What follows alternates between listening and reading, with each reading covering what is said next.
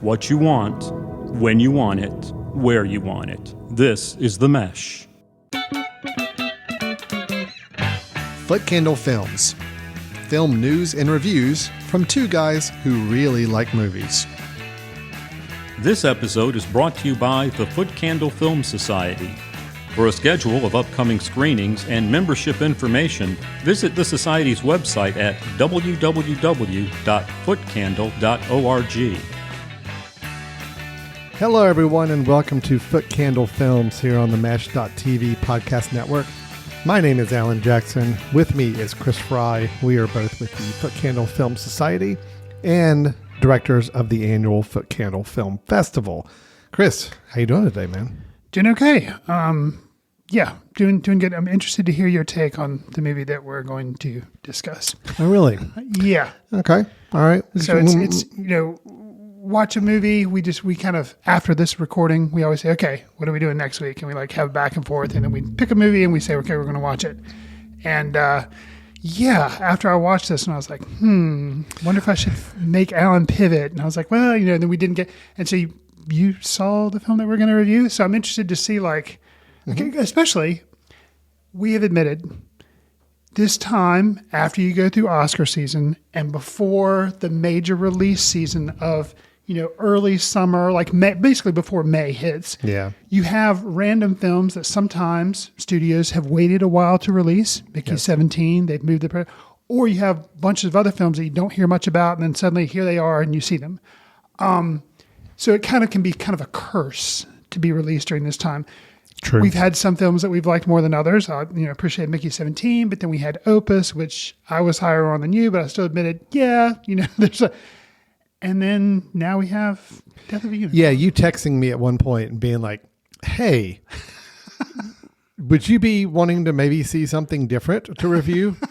Gave me a little bit of a tip off hint, of I think I may know where Chris stands on the film we're going to review, which is Death of a Unicorn. Right. That is what we've been alluding to this whole time. We're going to be reviewing that film in just a moment to hear if my suspicions about Chris's thoughts on the films are validated, and then he'll get the either acknowledgement or surprise of what my response may be against is to that film, Death of a Unicorn. We'll be reviewing that in just a moment. That is a latest, I don't know, what do we call it? Comedy, fantasy, horror film from director Alex Schwartzman and starring Jenna Ortega and Paul Rudd.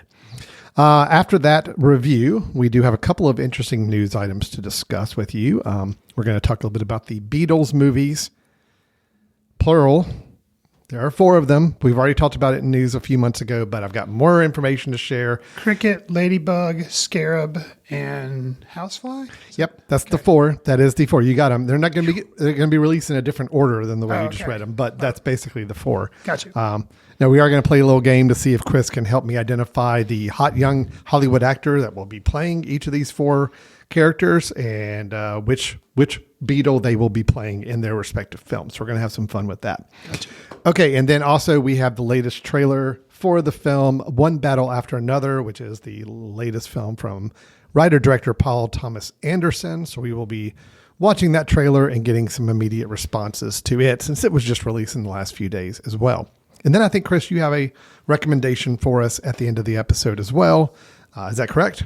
Am I right in saying that? And this is a film you will not have to add to your list, Alan, because you have actually seen it. Finally, you recommend a film I've already seen, so it doesn't add to my watch list. That's great. But you may want to rewatch it, which sometimes, these are films that people may have seen, but because when I talk about it, I think I'll be like, yeah, I should probably watch it. I know you liked it, but it's just something that, if you're looking for something good to watch, this is it. Okay. So. I'm always in the market for something good to rewatch. There you go. If it's a film I like. Yeah. So, okay.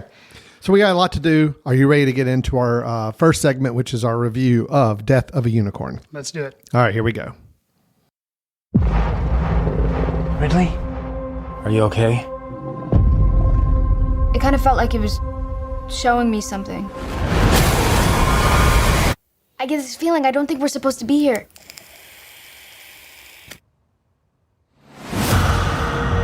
The Leopolds donated this entire nature preserve. And they care about a lot of things, not just pharmaceuticals. Fine. I will sit there and smile.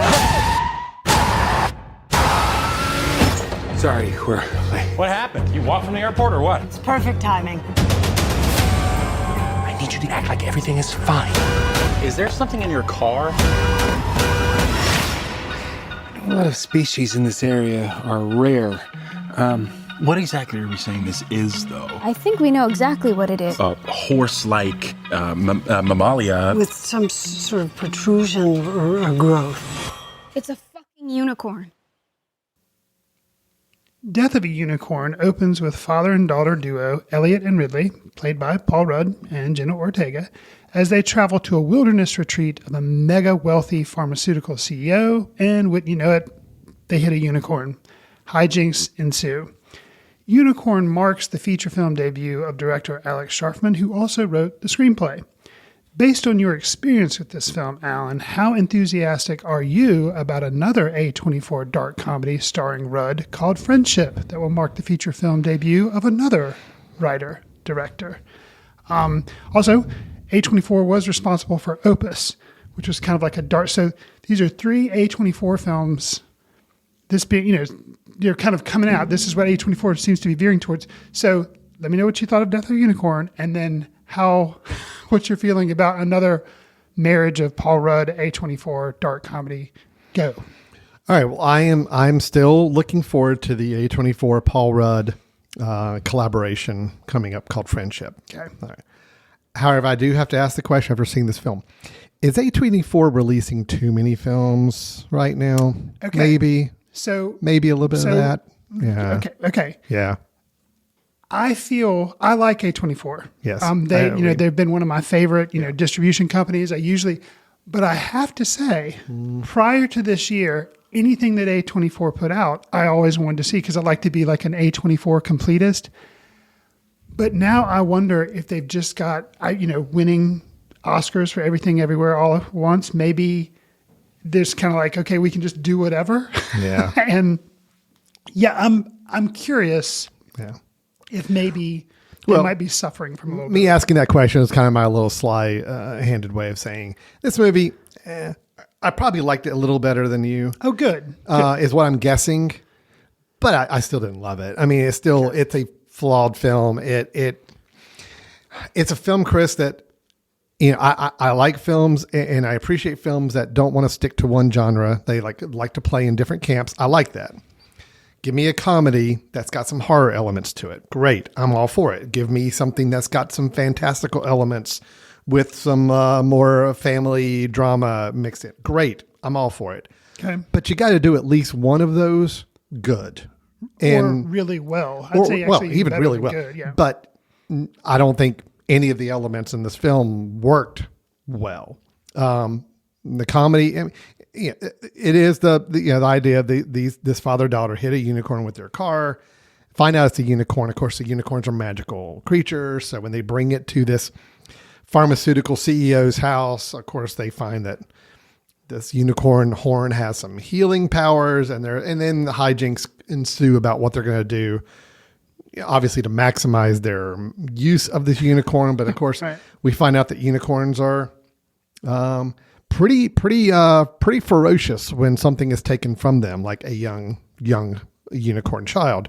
And so they extract revenge to go after that. That's which is where the horror element. That's where the horror is. Yep. I'll say of anything that this film does decent, and I'm not saying good, but decent, is I do think some of the horror-ish elements late in the film were kind of fun. The unicorns are chasing people through the house, and there's like a little bit of you don't know where they are, and then they pop out at different places. Some of that was mildly amusing and fun, but that's about it. That's about the only thing in this film that I thought had anything that worked. The comedy, it wasn't funny. I mean, I didn't really find anything funny in the movie, and there was so many opportunities for funny.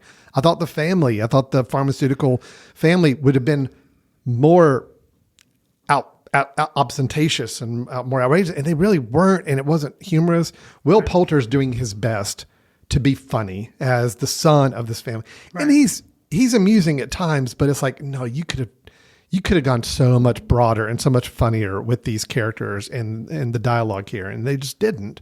Anthony Carrigan, who I love, plays Griff, like I guess their butler, their Yeah. helper around the house. And I'm like, oh, there were so many moments like, no, this is your character. Let this be really, really funny. And it's like, it just kind of plopped on the table, just kind of, dead fish type of thing. It's just nothing really stuck. Nothing really worked.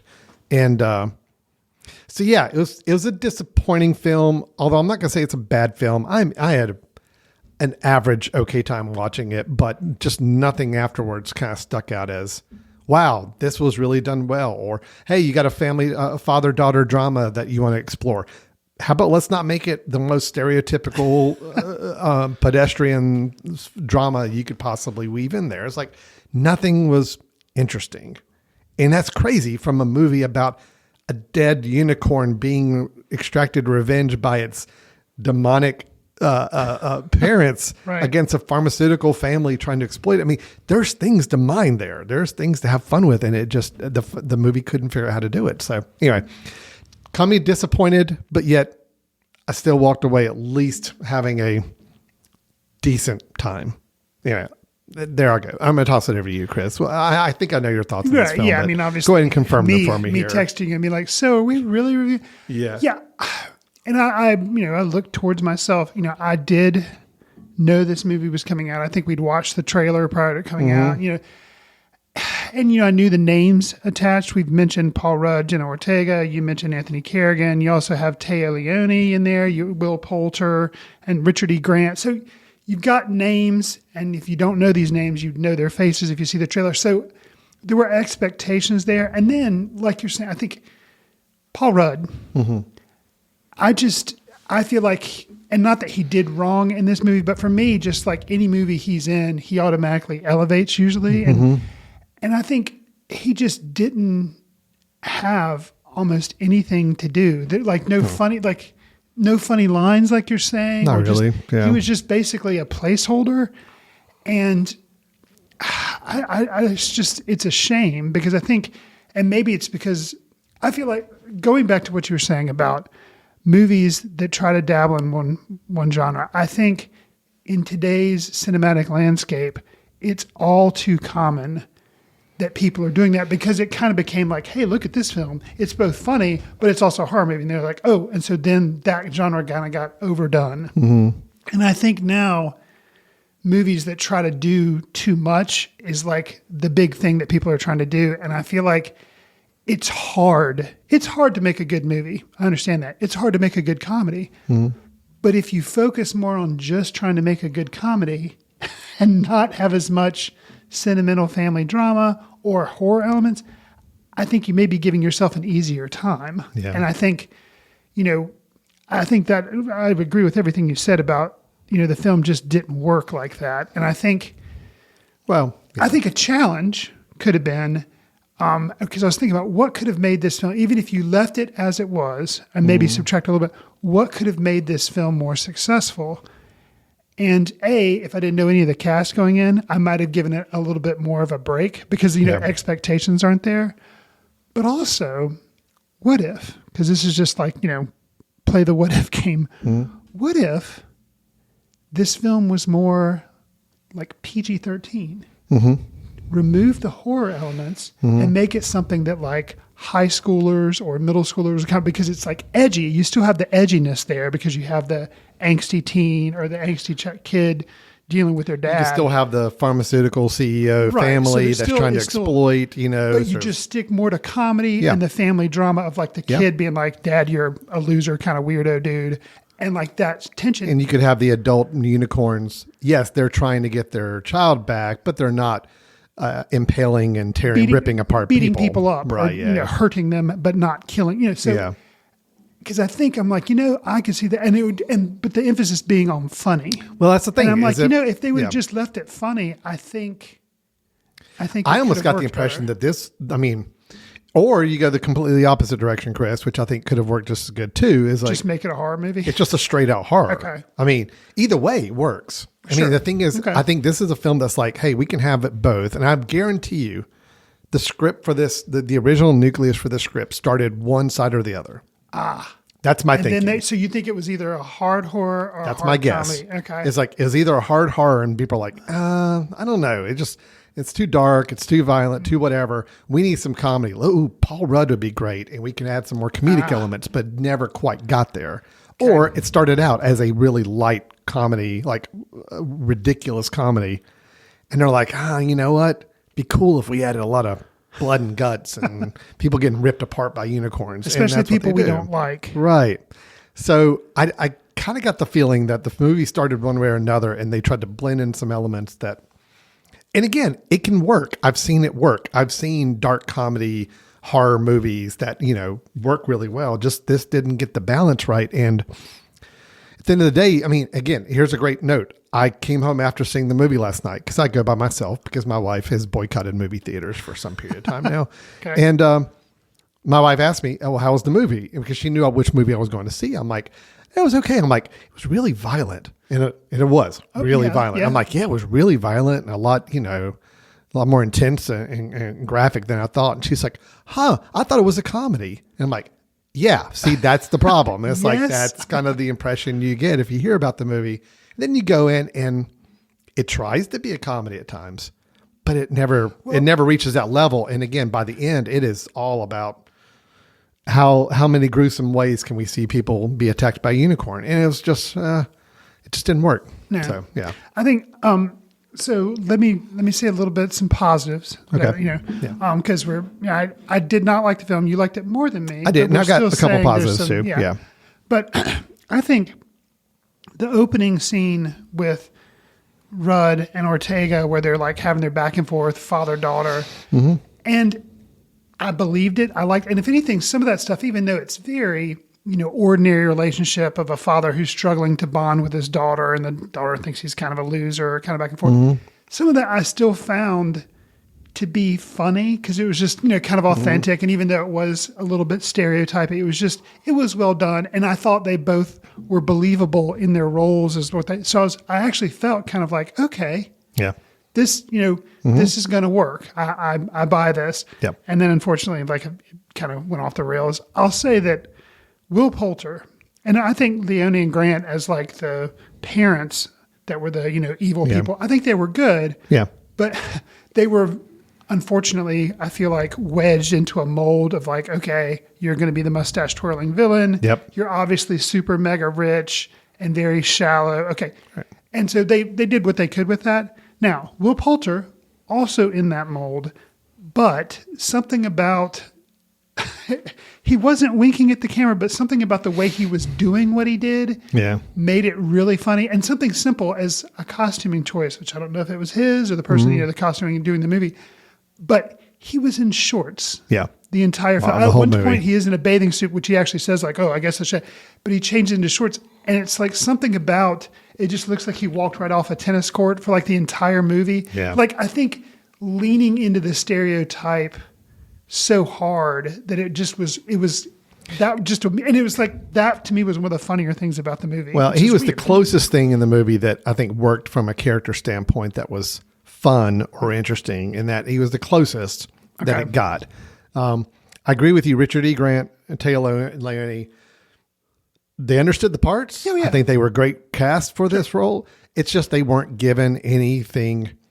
You either want them to have really, really, really funny dialogue that's like over the top, ridiculous to be in the roles they are, or you want there to be something deeper to their characters that we didn't get either. It was like, it was very much, yep, he's a bad guy who's talking down to everybody, and you can tell where his intentions are. And she's the wife that probably doesn't really love the guy, doesn't really care about him, is all into the money and all into the prestige she's got, and that's it. That's all we were given. Right. There's nothing deeper, nothing funnier or nothing deeper with either character. So yeah, that was disappointing. Will Poulter's the closest one we got to like having fun with the film, and I think actually getting to like play a character that had something of interest going on, but even that was kind of short shifted, I think, overall. Sure. And you mentioned Anthony Kerrigan as the house like servant guy, Griff. I think that was, and I didn't know he was in the film. Yeah. And I had not seen him since he was in the TV show Gotham. Hadn't really like kept up with his career or whatever. But it was as soon as I saw him, because he's got a very distinct look, I was like, oh, cool. I haven't seen you in a while. and he seemed like he was having a lot of fun, and he was good at what he was doing. Kind of, and he, like I've never seen him do comedy really before. Well, see, yeah, he's big in the show Barry, which I still you still need to watch. We'll catch up with it at you some need point. to go back and watch Barry. He's a big player in that point film, man. and he's very good. Okay, very very good. And it is both comedic role and it's mostly comedy. He's doing there, but he's really good, and that's why I got excited when I saw him on screen. I'm like, okay, they're going to let him have all the really funny moments because they're obviously not really going into the humor side of it as much. And it's just, they tried, like every time he was on screen, you knew that they like were wanting to write something funny for him to do or say. And it just never got there. And it was almost disappointing. It almost looked like Anthony Carrigan, the actor, was kind of disappointed in himself on screen. Like, I can't believe I don't get to say something more than what I'm saying right now, or I don't get to act any differently than what I'm doing. And I was like, yeah, it was just disappointing. You're going to positives. I'll mention, I know the creature design of the unicorns was meant to be a little cartoonish, but I liked it. I thought it was kind of a fun design for these creatures. I actually enjoyed seeing them like stomp around this house, and I enjoyed that. So I thought that was done okay. I mean, there was, of course, some CGI work done, but I think a lot of it, what they tried to do practically with like... It seemed like some of the close-ups and all the faces might have been, but I thought overall it was fun. I thought it was good. I did like the ending sequences of unicorns traipsing through the house and terrorizing people. I kind of had some fun with that. Was not a fan of how extremely gory it got at times. I mean, just over the top. And again, if you're going with a really hard comedy and you're just jolting it with this extreme gore, okay, that kind of works. But the film didn't earn that level of violence to me by the end. So it was like, it just seemed gratuitous for no real reason. Well, I'll say, so yeah, agreed. And then I think there was a little bit of chance for funniness at the beginning. I bought the father-daughter thing, but then when they got in, they kind of shifted and went into the horror film. I kind of got a little bored. But had it just stuck with that, I might have given it a little bit more credit and say, well, it wasn't for me, but whatever. But at the end, they kind of bring back around the father-daughter and just overdone, over schmaltzy, just like cheesy. Oh, no, it was. And that just didn't really like now if the film had been mocking that kind of ending, or like, then I would have been like, okay, you're being sarcastic and you're actually like, fourth wall breaking you. But I think it was meant to feel legitimate, or like, and I was like, that to me made me like, it's like the movie was at one level. I didn't like it, but then when it went there, I was like, oh, come on. Are you talking about, okay, so there's the ending and then there's the ending.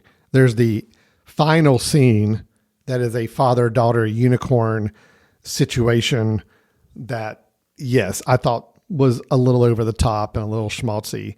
Then there's an ending scene driving in a car at the end, the very like coda of the film, right before it cut to credits. They're together in a car and it involves unicorns also. And there's a swelling of the music and the father, that's what you're talking about. The father putting the arm around her. Yeah, that was ridiculous. I mean, that in no way matched what we've been watching for the last hour and a half. And it's like, oh, well, if you wanted to make this a real fantasy, but kind of emotional film, like you could have done that, but you didn't do that the rest of the film. So you can't throw that in the last 30 seconds of the film and make it work. Yeah, right. I agree. Yeah, I think overall, I think on paper, writing this out, there's probably something good here. Because again, when I described the plot to somebody I told yesterday I was going to see the film, they're just like, oh, that's different. That's interesting. I'm like, yeah, it is. We'll just see if it translates to a good film or not. And it didn't really. So, but at the same time, look, I got my AMC membership. It basically is like a free movie because the membership's paid for. I walked in, I timed it just right. 25 minutes in, Man, I know when the AMC starts the movie. Nicole Kidman is walking up into the theater at 20. And you're walking into the theater. At 25 minutes after the stated showtime. Okay. That is when I arrive at the theater. So it's kind of like I waltzed in, I sat down, I watched an hour and 40-minute movie. I'm like, it wasn't great, but whatever. It was an hour and a half of my life. I'm okay with it. Gotcha. And I walk back out and I go home and okay, it was fine. So that is the worst praise to give to a movie, but I at least had some level of enjoyment watching, but overall as a movie, no, it did not work. And it had a lot of issues and a lot of tonal issues, a lot of not quite leaning in enough to one genre or another to make any kind of impact as a film. Agreed. And A24, just, maybe pump the brakes a little bit. Just, kind of take a look at your film catalog. Let's see what we've got coming up in 2025. Maybe we don't have to release everything. And here's the thing I hate about it. Yeah. I mentioned in the intro too, how this was the director's feature debut. And I like the fact that A24, a lot of times that's where like directors kind of get their start is with A24 and then they move over to bigger studios. So I like the fact that they're giving these directors their first feature film debut, and the one that's coming up that'll be with Paul Rudd as well, Friendship. Like I was joking because I still do look forward to that because I think it could be good. But maybe focus a little more on quality versus quantity. I don't know. Yeah, I think there may be some danger of that. I mean, it happens to every big company in life. It's like you get success and you get things and people like what you're doing. So they're like, well, let's do more of it. And maybe sometimes doing more is not always the best strategy. So, okay. All right. Well, that is Death of a Unicorn. It is playing in theaters. I mean, when I saw it last night, it was still playing in the big Dolby Cinema, which is more of an indictment on all the other selections of movies that were available to put there. Sure. The fact that they were playing Death of a Unicorn in the Dolby and not like Snow White is kind of, I thought, a little interesting. Yeah. But again, I was there with probably 4 other people, so it didn't really matter anyway. I won't say it's going to be around for very long, but if anything we talked about in this review sounds intriguing to you, you may have some time to go catch it in the theater or wait a couple months, and I'm sure it'll be available online in relatively short order. Okay, Chris, how about let's take a quick break. We come back, Beatles movie news, P.T. Anderson movie news, and then Chris's recommendations. Still got lots to do. We'll be right back with Foot Candle Films. This podcast is sponsored by Jackson Creative, a custom communication agency located in downtown Hickory, North Carolina, specializing in online content creation. To learn more, visit thejacksoncreative.com. Jackson Creative, we tell your story. Welcome back to Foot Candle Films here on the Mesh.tv podcast network. We had our review of Death of a Unicorn in the first part of the show, but let's go into talking about some movie news. Chris, a few months ago, we talked about this as a news item, the announcement that they were going to be making Beatles biopics on the Beatles, which has not been done before. This is going to be the first true, like big motion picture biopic of the Beatles. But instead of doing it as you would expect, which would be a singular movie that's called The Beatles, and that's it, they're going to be making 4 movies, one for each of the 4 characters of the members of the Beatles, obviously. That's going to be following their specific life, their path. But interestingly enough, all 4 movies are going to be directed by the same person, which is Sam Mendes. Are they still going to be, at one point, they were all going to be released at the same time? But now are they going to be staggered now? At one point, they were talking they would be released throughout the year, but that has changed also. Okay. So there's some new announcements came out just by at the I think it was at CinemaCon this week. Sam Mendes made the announcements, and so there had been some rumored casting of the 4 actors for these 4 roles. And there had been some rumors about the release schedule, but they got everything kind of clarified. This is it. Direct from Sam Mendes' mouth. This is what we've got. So Sam Mendes has announced it. So Chris, here's the game I want to play. Sure. Because you have not seen this news. No. Okay. All right. Here's what we're going to play. I want you, and thinking about the actors that they've picked to play these 4 historic people, which I may or may not have heard their names rumored. Okay, that's So, fine. yeah, Maybe go. you can recall some of the Sure, rumors sure, that batted around. I want you to name for me 4 of the, I'm going to use the word hottest, which I'm not comfortable using, but quote, hottest young male actors in Hollywood working today. All of them, the ones that these 4, and I want to see if you can guess any of the actors' names without even thinking about who they're playing. Oh, Just wow. give me fresh, like give me the latest buzzy actors in Hollywood. All of them have had movies. Like I think 3 of the 4 of them were in a summer movie that, you know, got a lot of attention. All of them have gotten recognition for their roles recently. Tell me who would you call out as one of the 4 hottest young male actors in Hollywood? I'm not going to do well at this. That's fine. Because I do try. not remember, and I don't. Think about movies we've reviewed. Think about movies we talked about that had younger actors that were kind of up and coming actors that were getting their name made. I'm still not. You're not going to be able to do this, are you? No, but I'll try. Okay. I'm not. I don't know. That's fine. I'm just going to give you some actors. Just a game. We're just playing. And because I know what ethnicity the Beatles are. True, I will that does guess narrow it white down some. Yeah, actors that's and true. not Asian actors. So Good we're point. just doing white actors here. So I'm going to say Barry Keoghan. Yes. Bingo. Ding, ding, ding, I'm ding. going to say Nicholas Holt. No. Good call though. Hey, he's But no. white. No, that's a really good He's call. an up-and-comer. That's a good one, but no. But Barry Keoghan, not Will Poulter. Yeah, but Will Poulter's a good name, but But no. incorrect. Yeah. Okay. So I only have to do one more. Let's see if I can get, because you said ding ding, I'm thinking Barry Keoghan is one of them. No, Barry Keoghan is one of them. Okay, so I've gotten, if I get one more, then I'll be 50%. Yeah. Let me think. A young actor. Yeah. See, most of the guys I think of are would not work because they're too old. Well, So think that's the problem I'm running think into. actors that I assume are in their mid late 20s, maybe early 30s. I don't know. I don't know the ages I of could say, people. but I know this isn't. I know I'm gonna give a name, but he is hot. He's great, but he's too old. But because I'm desperate, and I know he's go not for one of them, because I know this was not. If it is, I'd be shocked. Ryan Gosling. No. Okay, but at least it was. I got No, you it. got to guess. Okay, All right. Can I guess who Barry Keoghan's being cast as? I mean, duh. Yeah. Go for it. Now, see, I don't know that. I don't feel like it's a duh, but Ringo. Yeah, he's Ringo. Okay. Yeah, he's Ringo. All right. All right, so let me see if I can help you out a little bit here. One of the actors that is going to be playing a character, one of the Beatles, he was in a sequel this past summer, a big budget sequel that probably did not meet expectations for a lot of people. A classic film from 20 plus So years it's ago. Beetlejuice. No. Oh. Yeah. No, I know you're talking. Let's see if I can come up with his name. He's the Whiplash guy.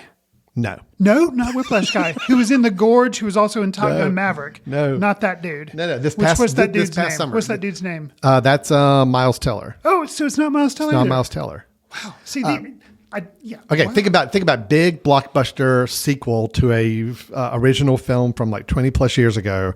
Not Top Gun, not Beetlejuice, both of which fit that A category. movie that you and I saw together at a critic screening. Somewhat underwhelming. Okay, it's Paul Mescal from Gladiator 2. Gladiator 2. Okay. Paul Mescal's in this film. Is one of the See, Beatles. I would think he would be too old too. Yeah. Paul Mescal. Which Beatle do you think Paul Mescal is being cast to play? Well, I would think it would have to be Paul. It is Paul. Okay. You are correct on that. Ding, All right. ding, ding. Because I'm just thinking the ladies, they like it, the Paul Mescal. Right, yeah. So I'm thinking, okay, Well, and plus he's already got the name. yeah, right. But he also stereotypically, Paul was the cute one, so that I was just thinking, so we got Mescal and we got Barry Keoghan is Ringo. Okay. Paul Mescal is Paul. Okay, here we go. Can I, yeah. This next actor, Okay. he was in a prequel this past summer, or maybe, early summer or late spring, a prequel, kind of a horror-ish prequel. He co-starred in it, but more importantly, he's going to be in a big blockbuster movie coming out in July as a member of a family that might be kind of superhero-ish. And that actor is... I don't. So not. Okay, so you're talking about the Fantastic Four. I am talking about the Fantastic Pedro Four. Pascal would not Not as work. Pedro Pascal. Okay. Pedro Pascal cannot play a beetle. No. Okay, so it has to be the guy that's, and is it the guy that's from The Bear? No. Okay. Joseph Quinn, who plays the Human Torch in Fantastic Four, I but cannot he picture was his face. What was he in? he's Eddie from Stranger Things. Okay. He was also in the The Quiet Place. The Quiet that I Place have to prequel. say- yeah. Okay. okay Joseph Okay, Quinn. now see, I just don't think of him because but Joseph okay. Quinn. All right, think about that. We have two Beatles left. Who is he playing? Oh, let's see. He's either John or George. George. He is playing George, which I Wow. think is a little No, interesting. But anyway, okay, we'll go with that. well, because Yeah. I can not because can of see it? Stranger Things, Yeah. but because of his thing in the Quiet Place Day Yeah. One or whatever. Like kind of a sullen, his features kind of a darker. Like I can kind of see that All thing right, that good. George good. Harrison. Thing. Last one. Okay. This gentleman is one that I have claimed I think is a big up and coming actor. Very excited to see what he does next. It looks like this will be one of them. And he was in a film this summer that he got a lot. I gave a lot of personal acclaim to. I thought was a really good movie. I thought it was a little shafted at the Oscars, but he got to play a little opposite a more well-known actress and held his own. Oh, it's the guy from Baby Girl. It is. It's Hunter Dickerson. Okay. Hunter Other Dickerson. than Baby Girl. Or Harris Dickerson, sorry. What Harris else has he Dickerson. been in other than He was Baby in The Iron Claw. Oh, right. He was Right, one of the okay. brothers in that. And then I think he was also in a TV show that we saw, I saw anyway, Murder at the End of the World. Okay. A couple other things he's been a part of. But yeah, that's it. So obviously he's playing John Lennon. Gotcha. So that is your foursome. Okay. Really, honestly, Chris, if you, like, as soon as I read this, I'm like, wow, they really did just pick the four hottest up and coming actor or young actors that they could get their names on. And obviously wanted to look good in a publicity photo, which as you see, there it is, the four of them. So I'm like, yeah, they know what they're trying to do with these films. It's like, they know. They got to get everybody's heartthrobs in there and get all the buzz around that. So I'm a little disappointed that I was kind of hoping maybe it'd be fun if they got some unknown actors or lesser known actors, but I get it. This is a gamble. Well, yeah. You got to get butts in And the I'm seats. assuming they are filming and- them all at the same time, and so there's like it's a lot of time, a lot of money. Yeah. Well, here's the thing. All four films are going to be released in April 2028. In the month of April. 2028. Yeah. Wow. Wow. April 2028, all four will be released theatrically. So they are quoting it I wonder as if that is because they actually are not. I mean, they're doing, but they're only doing so much filming. Like they're filming all four movies at the same time, but they can only get these actors for like 2 or 3 months at a time. So it's taking them that. Does that make sense? And then they have to go. it's just the fact too that it's like one guy is directing all four movies too. So I mean, you can only get so much done in a certain amount of time. The log line, the official log line of the movie is each man has his own story, but together they are legendary. Mendes promised that the multi-part biopic, officially titled The Beatles, a 4-film cinematic event, Okay. will be the first, quote, bingeable theatrical experience. So right now it's So what unclear. does that even mean? Right.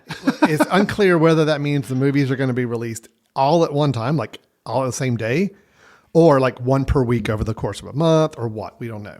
And you know what? I'm just really curious, and I think this could make or break them. How long is each one of them? Right. Yeah. Because what if it's like 2 hours, 2 hours, 15 minutes each one? All right. Here's my whole take on this. I'm very nervous about this project. Okay. Even though For you have several no, reasons. Even though you have no money involved. I have no in it, money, but I'm still very nervous about this. Sure. Movie theaters are already having a struggle getting people to come to the theater in the first place. Right. Finding Ever good since quality the pandemic content. and all stuff. Yeah. And I also know a lot of people in the movie going community that are like not film nerds like us, but Sure. people that just casually go to the theater once in a while. Right. If you present them, just imagine the AMC here in Hickory, North Carolina, puts up and says, all right, we got all 4 Beatles movies. Here's their times and here's the movies, and you can go pick your person. I'm thinking about like people that will go to the movies casually. It's like, I can imagine a lot of people saying, well, I don't want to go just see one of them, but also I cannot go see all 4 of them. So it's like, I'm not going to go see any of them. This will be something I will just watch later on. Wait for because streaming, yeah. I don't want to commit myself to 8+ hours in a movie theater over the next couple weeks. It's kind of got the brutalist problem. A little bit of that. And then it's like, also, I don't think people are going to go and say, I'm going to go see the Paul movie, but screw the other ones. I don't want to see any of the other ones. It's like, I just want to see Paul and that's it. Right. I just don't think that that's how anybody's going to think about this. Unless that's their favorite Beatle and all they care about Well, I mean, is they Paul. could, but I mean, I'm just saying a No, I majority get of you. people are not going to pick one of them I hear you. and then not go feel like there's a pressure to go see the other. So I think a lot of people are just going to like not go see any of them because it's like, well, if I can't go see all 4 of them, I'm not going to go do I don't it. have that kind of time. Right. So I just, ooh. Ugh. And I think you're right. It is a huge gamble. And that's why my question was about runtime. Like, let's say somehow they're all 70 minutes. Okay. Okay. It's not going to happen. But I yeah. don't think so. Yeah. But I when agree. you It'd say be great. bingeable or whatever, I can see like the problem is they really should have done this like, I mean, they couldn't have because, but like the time to do this, I would have thought would have been like 10 years ago because the age of people that are really interested in the Oh, yeah. Beatles, because think about Barbenheimer and people that went to see Barbie and turned right around and like they basically spent the day in the theater and they did that. That was huge success for both movies. It was kind of like this big phenomenon. You could have like this with the Beatles thing, but I don't know that kids in this age, like younger people are going to be that interested to do it. And like you say, the audience, baby boomers, people that like were big into the Beatles, they're like, yeah, I'll just watch that at home. Yeah. Well, but would I try to push myself if they did it where you could binge it and watch it, like have the Beatles ticket, spend the day with the Beatles? Would I do it? Yes. But I am a small niche. I was going to say, there will be a big, let's say they release all 4 at the same day and they try to pitch it as, hey, buy one big ticket and you get to see all 4 over the course of the weekend or whatever. No, they will have a big weekend. Right. There's no doubt about it. Everybody that's interested, people like us that we are interested in the Beatles, we will go see it. We kind of like that experience. I'm just saying, after It's that first risky. weekend, it's like, it is, I think it's a huge drop off. And I think that's dangerous. And plus, movie theaters are now going to have to commit Yeah. anywhere from 4 to 8 screens at least Right. in their theater to show these films. Okay. If they range it that way is what I'm guessing. But and granted, it's April, so it's not May or June, so there's a little bit more flexibility. But Got still, you. April starts to ramp up some movie time. So I don't know. I just this is so risky. But then if you were to stagger it across a year, like I was thinking originally they were going to do, is have just a year, like one every quarter they release one. I get it. I mean, which one do you do in what order? Like, are you trying to play up that, one of them's more important than the Fans other? or- And like, and then the putting it last earlier? Beatle gets short shrift because let's face it, it'd probably be Ringo. Well, it's like if the other 2 or 3 don't really perform well, then nobody's going to go see the 4th one. So it's like it kind of is a shaft to that character. I don't know. Well, The whole here's- thing is interesting. Just the fact, which I was like, what does that even mean? When you said it, I'm like, that has me interested. And it is a huge gamble, and it could drive people to the theaters, maybe. Bingeable, but a theatrical bingeable experience, which to me means, you're watching more than one. So, Well, and now the other side of the coin, I mentioned this last time we talked about it. It's like, all right, if you're going to ask me to go on a particular weekend and go see 4 movies back to back, which I have no problem doing. Okay. I've done before. Sure. I will do it again. But I kind of wish each one was directed by somebody different and had a different style or vibe to it. I feel like I'm going to be watching 4 very similar movies. Okay. Mm-hmm. And it's just, it would be so much more invigorating, I think, to like, oh, okay, Paul's story is being told by this director, and there's a style to it and a flair, and then we get to see something different for the next film. It's like that would be an exciting film experience over the course of a day. But instead, it's going to be, nope, it's Sam Mendes, and if I didn't like the first one that I do, tough tough, man. I got 3 more to sit through. It's like, it's not going to work. So that's a little bit of the danger too. Anyway, I think it's a fascinating project. I think it's a fascinating idea. I do have concerns about it. I do have reservations about how it will perform and will it do what they're hoping it will do.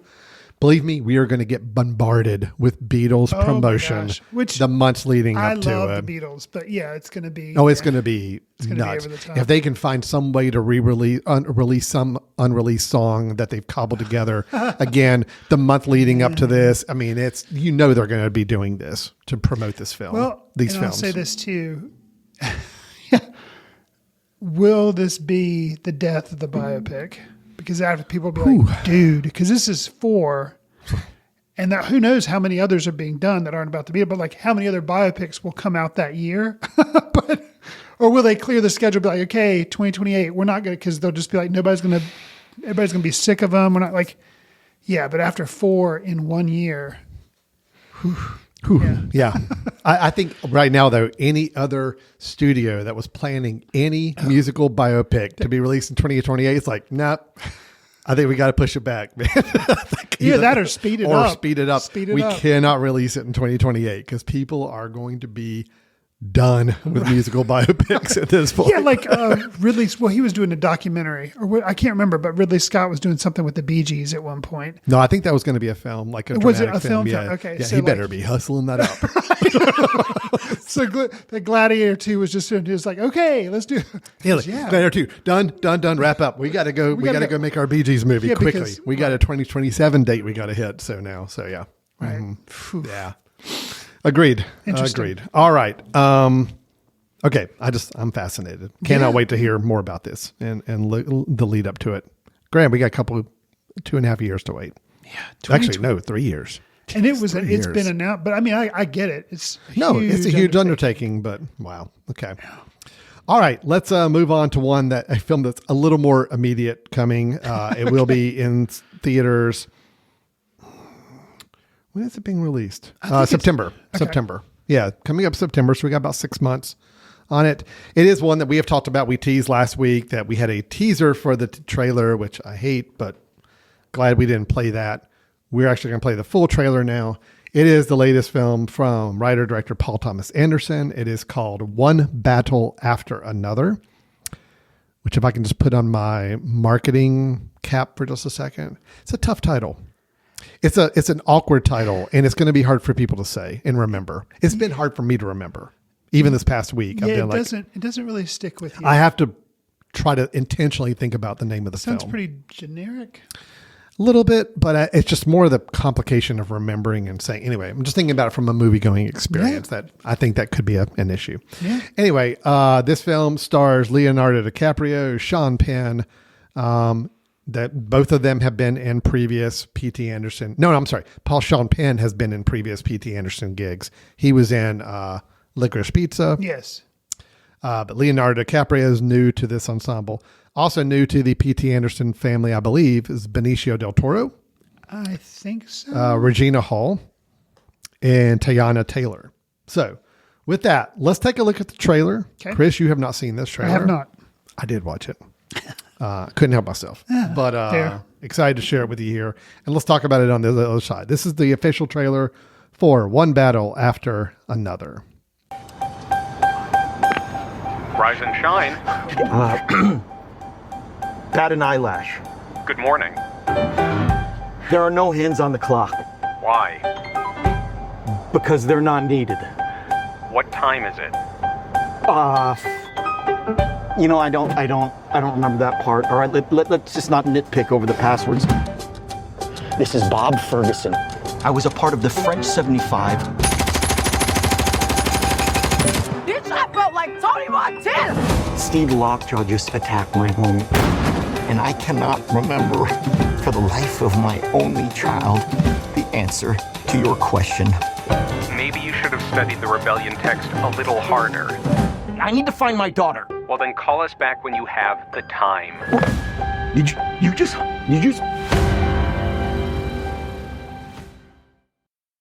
So that was the trailer for One Battle After Another by P.T. Anderson. Chris, Initial quick take thoughts. I don't know what the teaser would have been, but the trailer definitely does have me excited. Got a little bit of a whiff of maybe DiCaprio taking a little bit of like a Big Lebowski vibe. Yes. Which doesn't worry me because then, but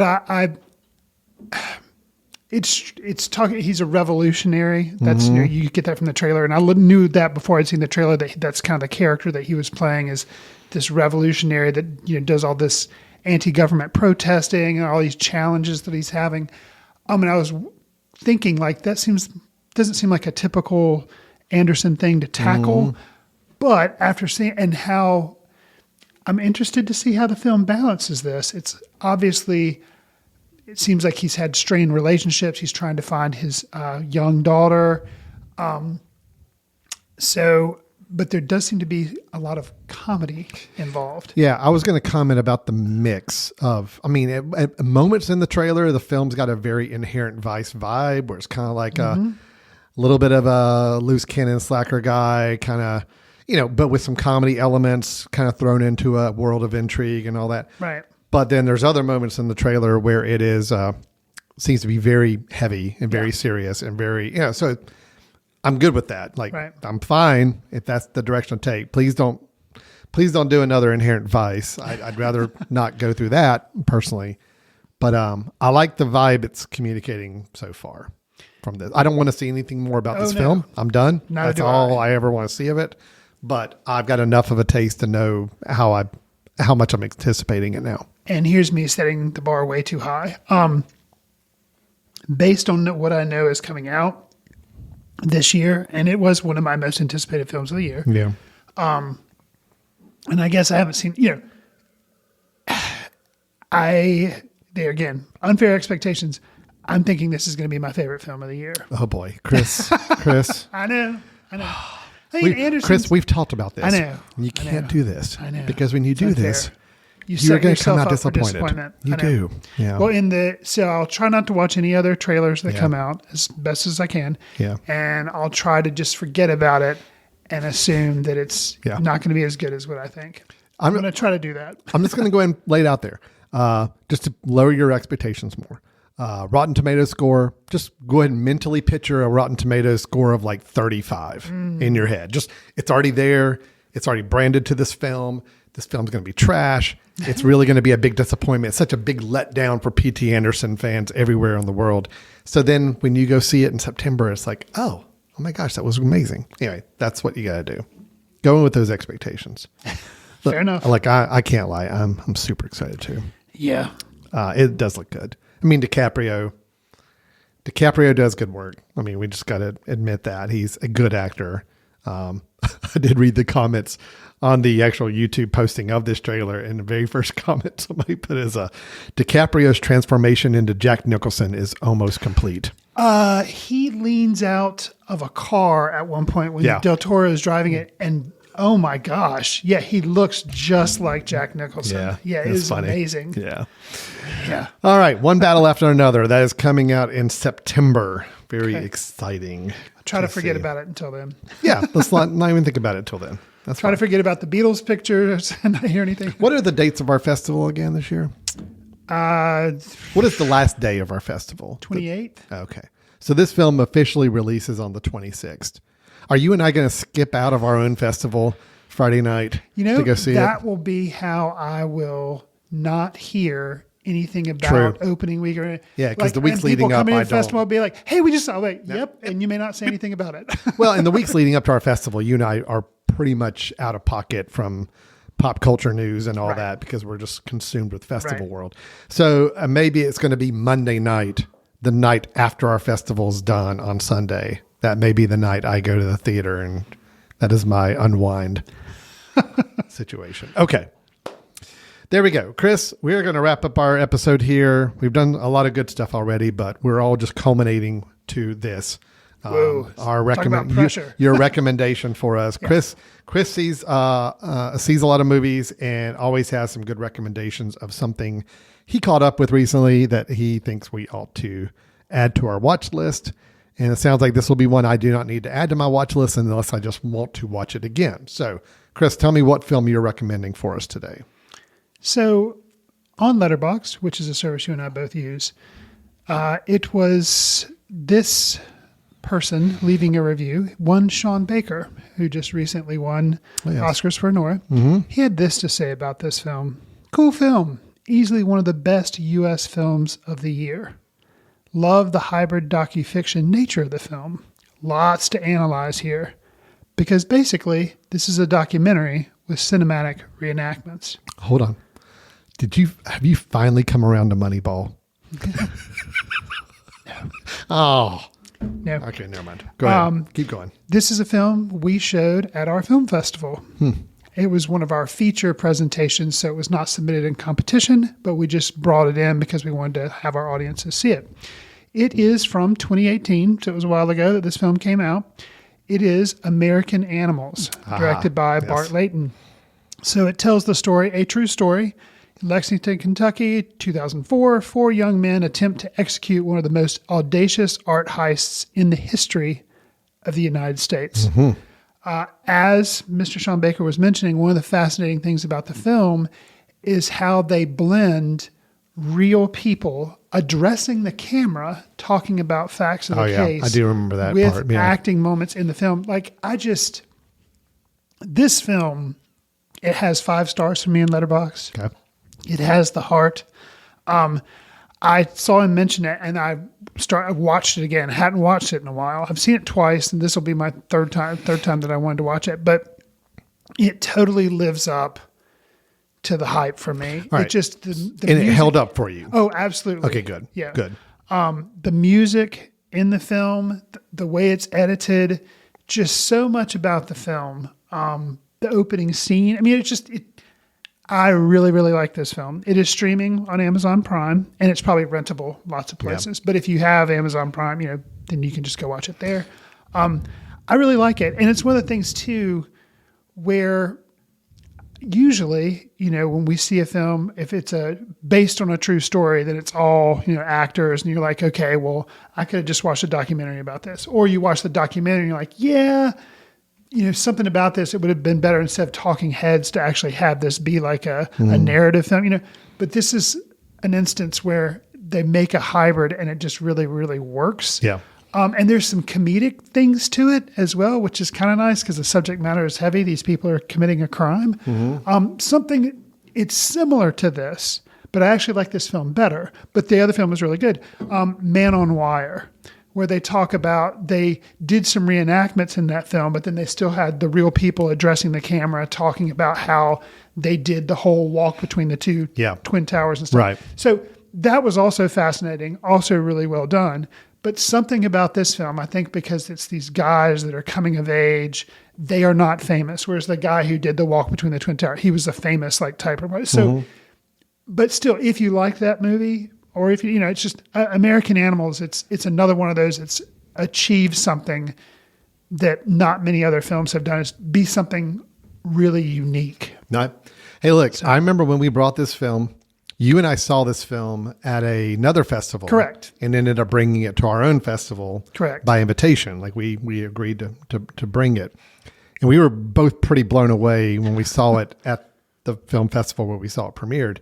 And, but I also worried because I haven't seen it since we watched it in both of our festivals. I was a little worried that I was maybe just caught up in the moment and be like, oh no, I'm seeing this new film and it's like in a festival environment and I'm all jacked up and seeing it. And I was hoping that this still held up because I've got it as 4.5 stars, not quite the 5 you do, but really darn close. And I was really worried if I saw it again, like, does it hold up or was it just more in the moment of watching it in the situation I saw it? But it sounds like, no, it definitely holds up. And that's exciting because I did love this movie. And that's the thing. I think I bet if you watched it again, I bet you'd probably give it 5 because I think when we talk, you're like, Chris, you are drinking the Kool-Aid. You are over the moon. You can't say anything negative about this. And I'm like, no, that's because it's perfect. There's nothing wrong with it. Like, I can imagine myself being that ridiculous about it. And so I was leery. I just actually rewatched the film last night. And when I rewatched, I was like, no, it is It is pretty darn It's perfect. still freaking good. Well, what's really interesting to me is that, I mean, all right, I'm always, I like to establish my own opinion of a film, and I like to hear your opinion of the film, but I try to do that before I see any other critics' opinions of the films, because I don't want anything influencing in any way, shape, or form. So now I'm looking at Letterboxd. I'm like, all right, I'm looking at the film. I see Chris Fry, 5 stars. I see 4 other critics that I follow that I'm like connected with, also with 5 stars. I'm like, okay. Something? Yep, something's out there. And then I see I've got 1 star from one critic I follow. Wow. And then a lot of 3 stars. There's a lot of 3 stars from like critics that you and I both know and follow and have communicated with. So it's like, it seems to be you either absolutely love it. It's kind of a polarizing You thing. absolutely hate it, because there is one critic of mine I'm really shocked by. He's like 1 star. 1 star. Or everybody else is kind of like, just middle of the ground. So it's like, it's just interesting. Okay, So something- I don't see something- any 4 stars. Something that came Which to is mi- interesting. Something that came to mind. So I threw out Man on Wire. Here's another example of a unique take that didn't work for me. I think it worked for you. That is kind of this hybrid type of thing that we're talking about. The Stories We Tell. Yeah. Sarah Polley. Yeah.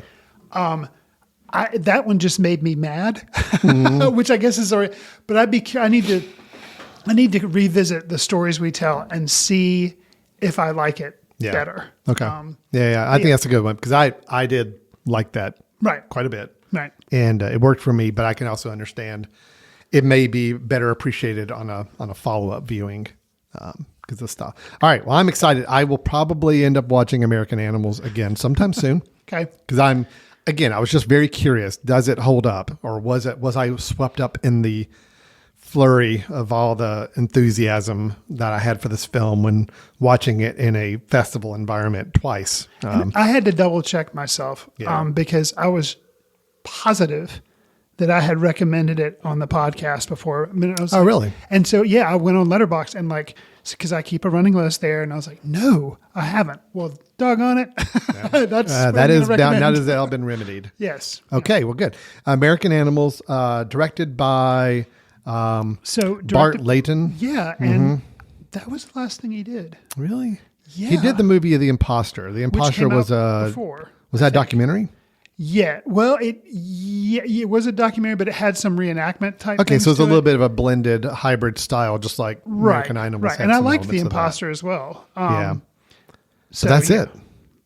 Yeah, so that's it. I don't know, but I'm curious. I'm hoping that he's hard at work on something that'll be really impressive. Bart Layton. We're going to find out Yeah, real quick but while we have a few minutes on the show here.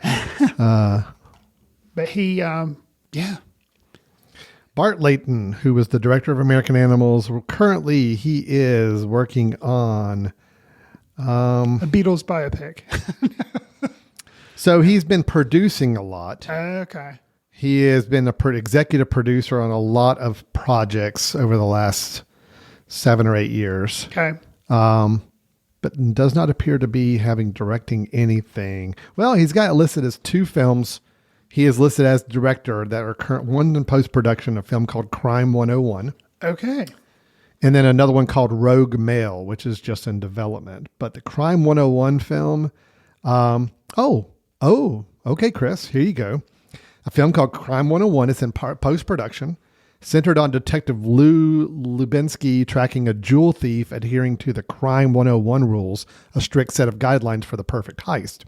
Starring Monica Barbaro, who was Joan Baez in The Complete Unknown. Yeah. Chris Hemsworth. Oh. Barry Kagan. Oh. Mark Ruffalo. Oh, man. Halle Berry. Jennifer Jason Leigh. And Nick Nolte. Wow. Okay, so he's got a project he's working on. No release date. No release date, but it is a crime-related film. Sounds like it. This guy, I'm wondering if it is something, because The Imposter was based on it was a true story. Real events. Imposter was real events. This has got to be based on a true story, because it actually says centered on Detective Lou Lubinsky. Okay. I mean, it sounds like it's based off of a true story. Oh, man. And that is such his wheelhouse. Oh, all right. So excited. It does not have a date, but it is Okay. saying post-production, so that means it's already been filmed. Yeah, it doesn't have to worry And it's about got that. a big cast. And anyway, So we should be hearing about that film before too long. Very exciting. Okay, good. We're breaking right now.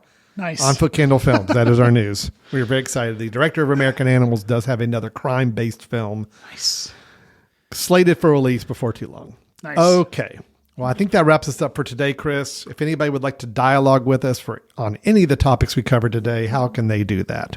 Send an email to info@footcandle.org. You can follow us on the internet, social media-wise. Twitter, we're on Foot Candle Film. Facebook, Foot Candle Film Society. Instagram, Threads, we're Foot Candle Film. Also on Blue Sky. I mentioned several times today that Al and I are also on Letterboxd, where we track what we're seeing and leave quick takes. You can check us out there. Do us a favor. If you like the show, give us a star rating, write a review, share with friends on whatever service you receive your favorite podcast on, because it'll help us reach new listeners. We'd appreciate that. And Alan mentioned the 2025 Foot Candle Film Festival. That will be happening September 19th through the 28th. So if you're going to be in Western North Carolina, come out. It'll be a good time. We'll be showing a lot of films. And then just wait and see one battle after another, after the festival. Just hold off until Monday. Right. Monday the 29th. Right. Right? Yeah. That's when you can go to the movie. We will allow you to go to the movies on Monday the 29th. But the days before that, no, you're with us. You're with us. So, all right. Well, everybody, thanks for listening to Foot Candle Films here on the Mesh.tv podcast network. And we'll look forward to talking to you next time. Take care. See you in the ticket line. Watch